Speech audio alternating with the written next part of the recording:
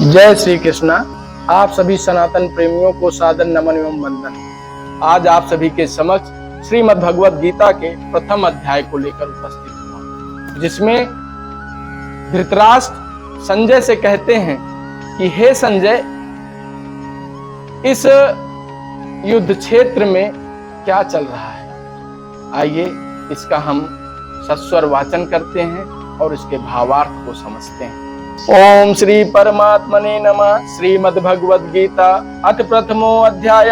धृतराष्ट्र उवाच धर्म क्षेत्रे कुरुक्षेत्रे समवेतायुयुत्सवा मामका पांडवाश्चैव किम कुरुवत संजयः।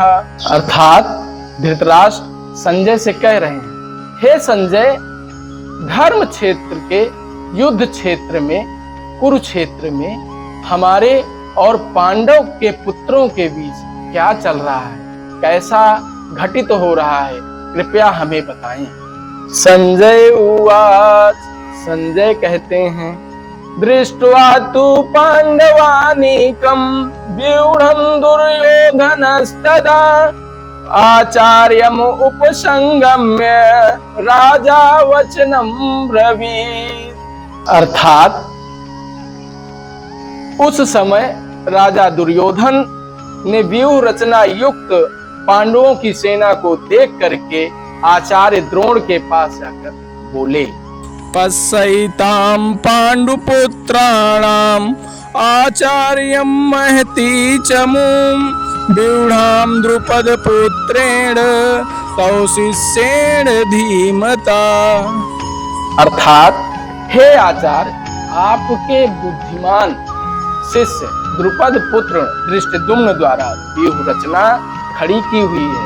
पांडुपुत्रों की इस बड़ी भारी सेना को देखिए आप। अर्थात इसमें धृतराष्ट्र कटाक्ष कर रहा है आचार्य द्रोण के ऊपर कि आप ही का वह शिष्य है जो आज पांडव सेना में व्यूह रचना कर रहा है।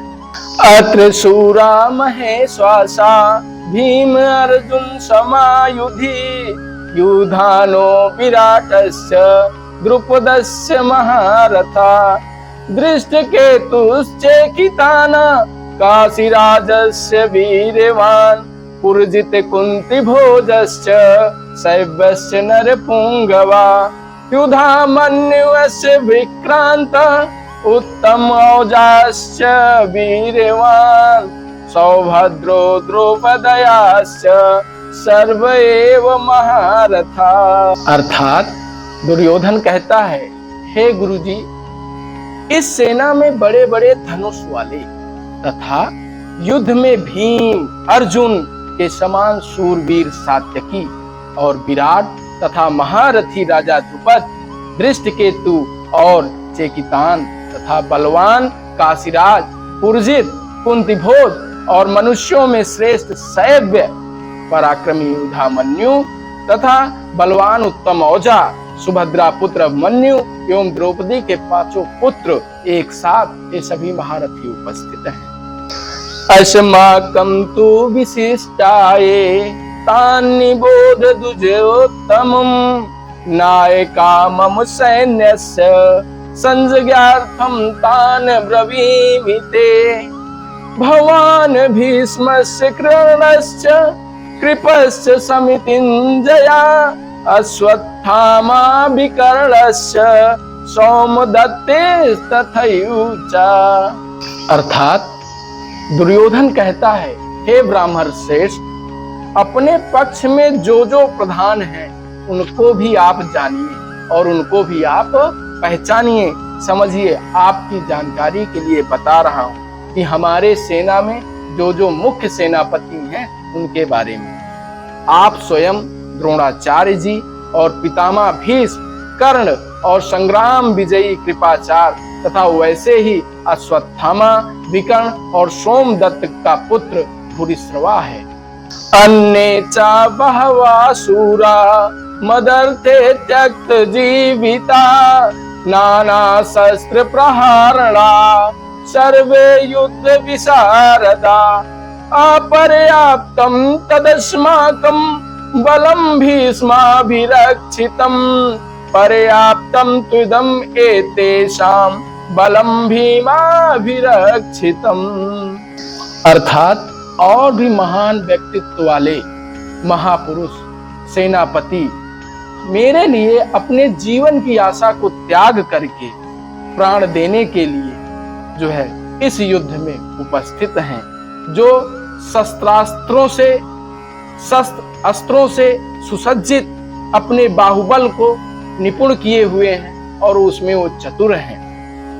लेकिन उसी के साथ अगर देखा जाए तो भीष्म पितामह द्वारा रक्षित हमारी सेना अजेय है, लेकिन उससे कई गुना भीम द्वारा जो रक्षित सेना है वह जीतने में सुगम लग रही है।